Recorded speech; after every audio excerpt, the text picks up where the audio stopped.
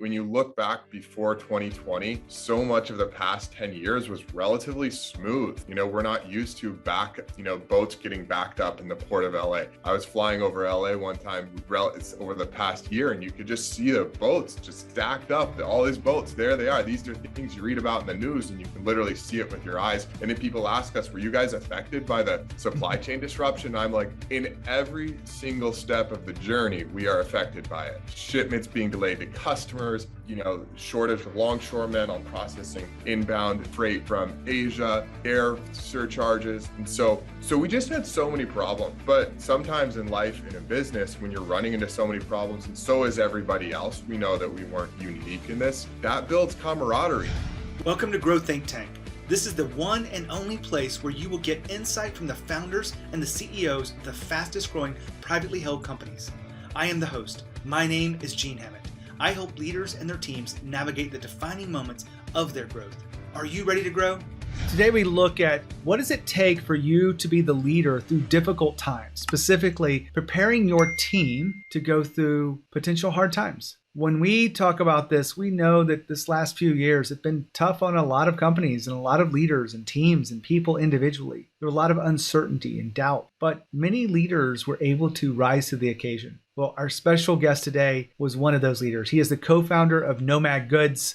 His name is Noah Dentzel, and really great conversation.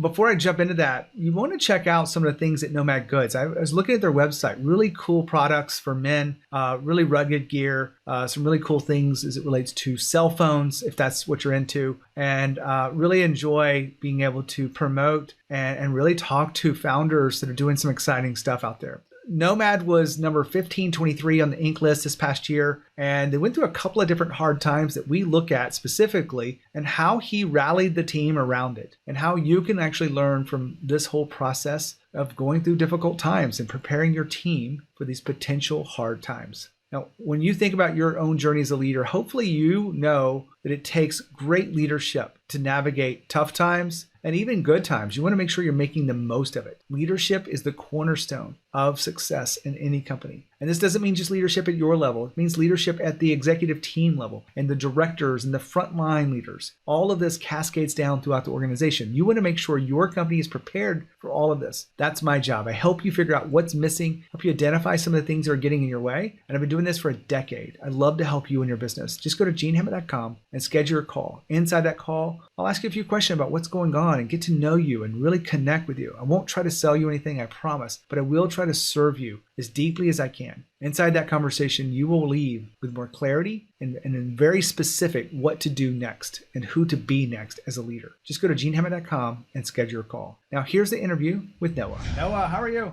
Hey, doing well, Gene. Thanks for having me here. I'm excited to have this conversation. We're going to dive into the heart of, preparing for potential hard times with your team. Before we get there, tell us about Nomad. So we are Nomad. We make tools for the modern nomad. The main tool of the modern nomad is the smartphone. So we keep you protected with really nice, cool cases, keep you charged with a whole array of charging solutions from wireless desktop stuff to really portable stuff. And we actually got our start with a USB cable shaped like a credit card that would fit in your wallet. So the idea was sort of empowering the mobile lifestyle. And we got started on Kickstarter about 10 years ago in 2012. So we're 10 years in and it's been quite a journey. We're a crowd-funded company. So the feedback from people is something that's always been near and dear to everything we do and really how we got started. We're carrying on today. We're based in Santa Barbara, California. We're a team of 30 people. We also have 10 people in Asia. So we've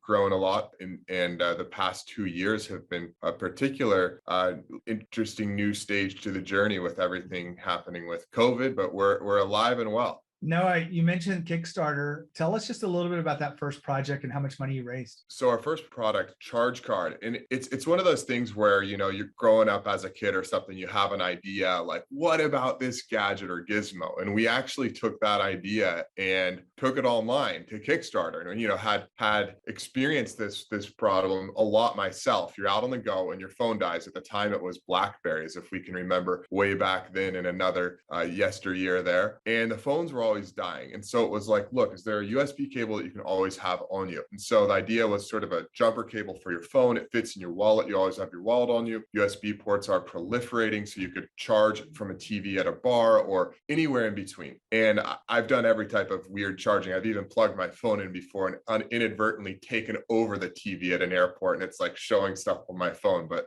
so it was all about just staying charged on the go. And we raised 160K. You get about 95% of that. There's some fees and failed payments. With that 150K, we got in over our heads on first production. What I mean by that is we needed to keep on selling, getting more revenue.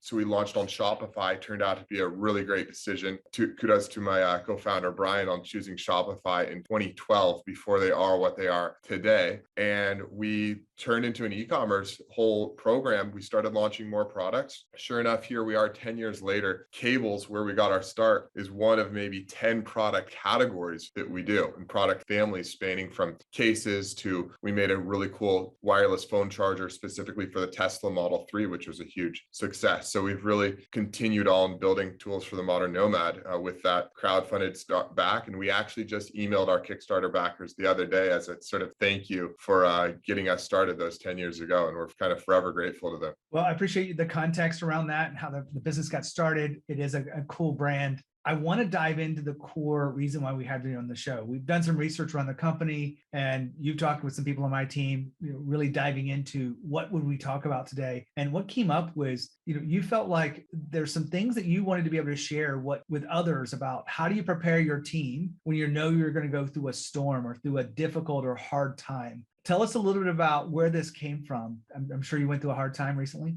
Yeah, so Nomad, like so many other businesses out there and organizations, was, we were definitely, just as we were coming into maybe our, 8th year in business, we were just getting kind of getting things streamlined, feeling good. We have a system, it's working, we're systematizing, processizing, all those things. And that was February of 2020. We were planning the year ahead, and we had our revenue goals and our profitability goals, trying to get the company a little more profitable now that we've built this thing. And with March hitting, with everything that happened with COVID, and we're still experiencing that with the supply chain and various aspects, we were in for a lot of unexpected territory. So this was kind of a crazy opportunity to either kind of get down on ourselves and kind of sort of close in, or what we chose to do is just sort of embrace it head on. And we actually got our factories producing PPE during March, and we actually started producing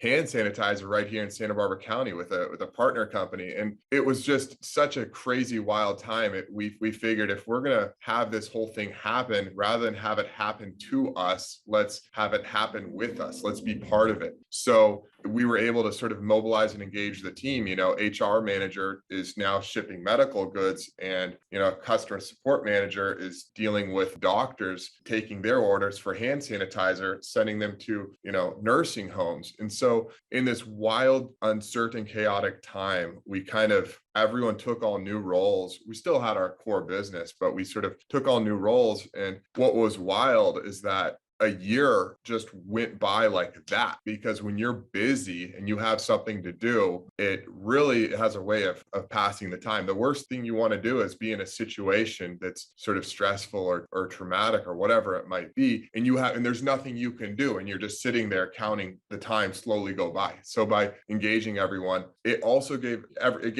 everyone something meaningful to do, to be part of this, which moved things forward, and also recreated some of the startup experience. I never would have thought of this at a time where we had to cancel all team building events because of COVID. We actually had the biggest team building event we've ever had, which was everyone coming together to get through this. Sure enough, we get through the first year, and then come the second year, we've now been experiencing COVID in a different way. We have supply chain disruption, key component disruption, 200-300x on our shipping pricing. Now we've got had a new challenge in 2021, which is sort of a big financial challenge of, cool, we got through the first year, and now we have the second part of COVID, which is all these supply chain disruptions. So again, we rallied the team in March of 2022. And this time it was, how do we double down on launches and initiatives to calendar out the slowest time of the year for us, which is summer, and kind of create and build our own destiny? Because it's always a bummer when you're beholden to the destiny of when Apple launches their new phone or when there's a big surge in demand, but how do you create your own destiny? So we've had times where we've sort of caught the trade winds, and that's always nice, and we'll take it. But March of last year, we had to row ourselves forward. And through doing that, we just had another incredible team building experience where we had to double down on ourselves. And people saw that, look, there are times where the company,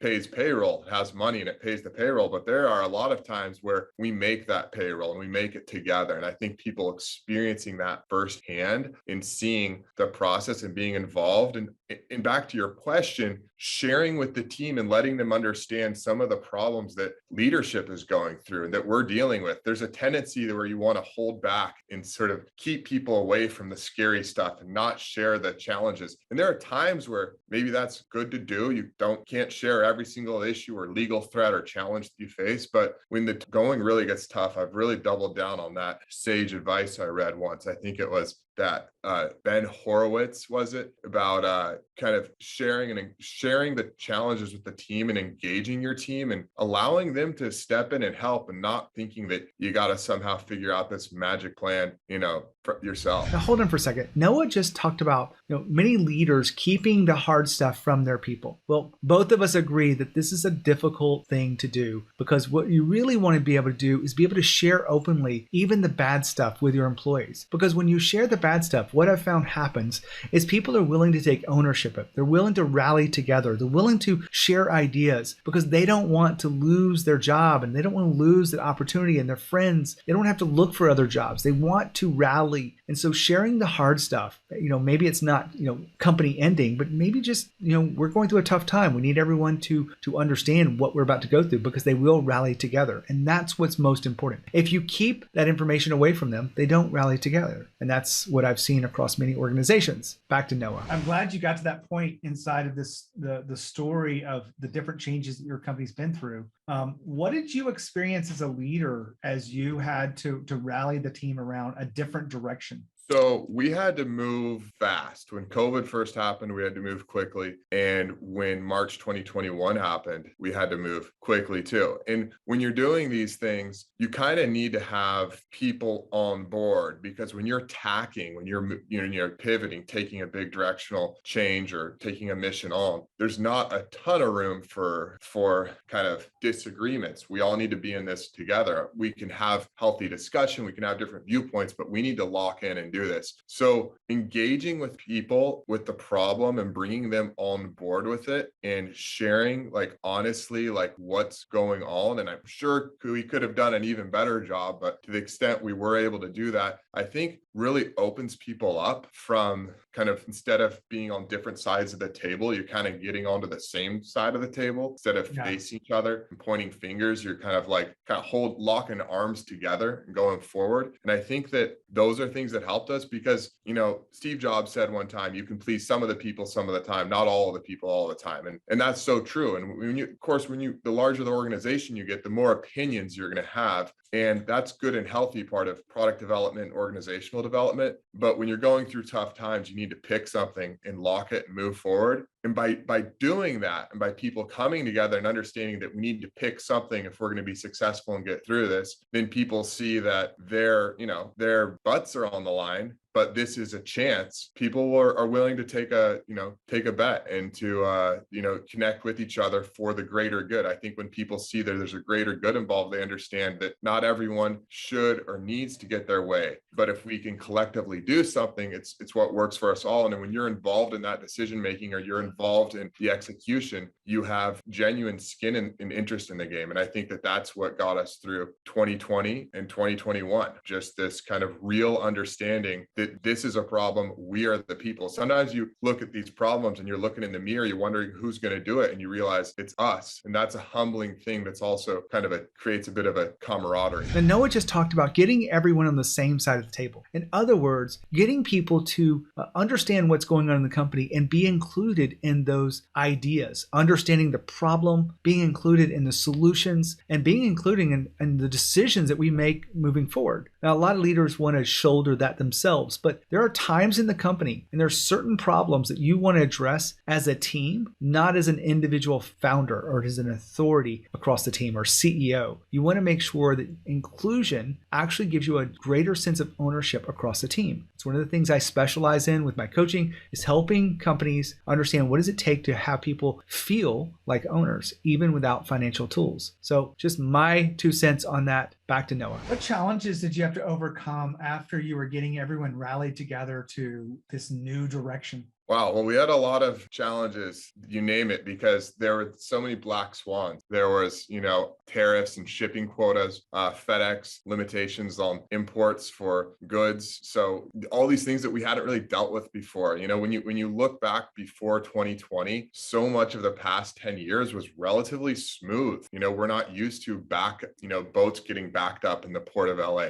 I was flying over LA one time over the past year, and you could just see the boats just stacked up, all these boats, there they are. These are things you read about in the news and you can literally see it with your eyes. And then people ask us, were you guys affected by the supply chain disruption? I'm like, in every single step of the journey, we are affected by it. Shipments being delayed to customers, shortage of longshoremen on processing inbound freight from Asia, air surcharges. And so we just had so many problems. But sometimes in life and in business, when you're running into so many problems, and so is everybody else, we know that we weren't unique in this, that builds camaraderie. It's kind of funny. We would laugh. Oh, there's another surcharge. There's another one. So it's kind of like when you're trying to cross a riverbed and not get wet. And then all of a sudden you get wet and at a certain point you give up and you realize you're just going to trudge on through because you're dealing with this already. So in that sense, we were very kind of inundated with all sorts of problems, but that creates a bit of a positive energy. In fact, there were times where I think morale was up, even though we were going through these challenges, because people were involved and running around and shipping vehicle going over to the warehouse, getting medical goods in a truck coming in and stuff coming in and going out. And you have all this energy during a time of sort of commotion and uncertainty. You know that you're moving forward despite all the challenges, and that feels good. And getting that positive feedback is empowering. It's no fun to be spinning your wheels or second guessing or not moving forward. And sometimes in business, we found, just like in life, if you're moving forward, that's really powerful. And that gives you momentum to dial in and find the things that will ultimately work. So we're here talking about, preparing for potential hard times as you grow your company. And I want to turn the tables on you. What did you learn about yourself inside this journey of leading your company through these two different initiatives? Yeah, that's a big question there. I realized that I'm not stress and of uncertainty. I think there's times when you are expected to have all these answers. Maybe those expectations come from yourself. I think that founders can have maybe unfair expectations of their own selves. There's this guilt you can almost feel. I was reading this article about founder guilt, and I was like, wow, that really sort of is describing some of these things where you're trying so hard and doing everything you can, and there's limitations. And I think because it forces you to max out in some sense, I think it forced me maxed out, which can actually help you and force you to face challenges and to face, engaging, empowering your team through, delegating responsibility. Maybe some founders like myself aren't always the best at that. We take these things on and we get overly involved and, we want to try to do everything everywhere all the time, but we're only human. So when you're stretched so thin or facing these challenges, you're forced to do some of those things. And I think that helps growth. And for me, it was a really challenging time. And there were long periods of time where I take it day by day. Here's our goal. Here's what we need to do. Here's what has to happen. But by sharing that and onboarding more people and getting the team involved together with these challenges, then it was something where the challenge was shared with more people, and we were able to divide and conquer or collaborate and do these things and kind of get out from under some of that weight and pressure and engage and empower this incredible team to help move us forward. And when you look look at 2021 for us, I think that was really the story of 2021, where we rallied as a team to pull off one of our most prolific years in company history, which is wild because going into 2021, it was like, how are we going to get through this? So through adversity, it can really challenge yourself and challenge the team. And it just forced us to grow and improve so much. And we had just such an incredible year. So in a weird way, I'm thankful for the challenges we went through, because it made us the better for it. And we actually built momentum. And these sound like words that if I were to hear these, I would question it. But having experienced it myself firsthand over the past 2 years, I've seen this reality of challenge equals opportunity and growth. It's sometimes no fun to go through. It was not fun during a lot of times, but I'm really happy with where we've landed. Noah, thank you for sharing your story here, because I really appreciate you giving us behind the scenes look at 2 different times that your company was able to rally and move forward. And what I pick up on this is really come together. I appreciate you sharing those insights here on the podcast. Yeah, great to be here, Gene, and happy to share. Here's a chance for me to reflect back on what we've just experienced here. And what I like about these kind of stories is Noah is talking about preparing your company for hard times. Like we all know that hard times are something that we have to will endure. I mean, every company has been through them. I mean, you mentioned Steve Jobs. He went through some certainly hard times in his journey. But one of the first keys around this is we've got to rally the people first. You talked about the power of sharing what's going on and really figuring out, okay, let's make them a part of the solution and not just get down on ourselves. And actually, I think second step in this was just including people, include others. It doesn't have to be just you or just your executive team. You can include those that are included, become a part of the team in a much deeper way. And then finally, empowering the team in ways so that they do come together through this big change that's going on. So all of this is a wrap up of you must be an effective leader. And in fact, I think you must go beyond effective. You must be powerful in these times. If you have any questions whatsoever about being powerful, make sure you reach out. Go to my podcast page, genehammett.com. You can schedule your call with me. I'd love to talk to you about what's going on. I can help you get insight around what's missing in your own leadership. It's absolutely free. I'd love to talk to you about what's going on with your business. Go to genehammett.com and schedule a call today. As always, remember, when you think about leadership and you think about growth, think Growth Think Tank. Lead with courage. We'll see you next time.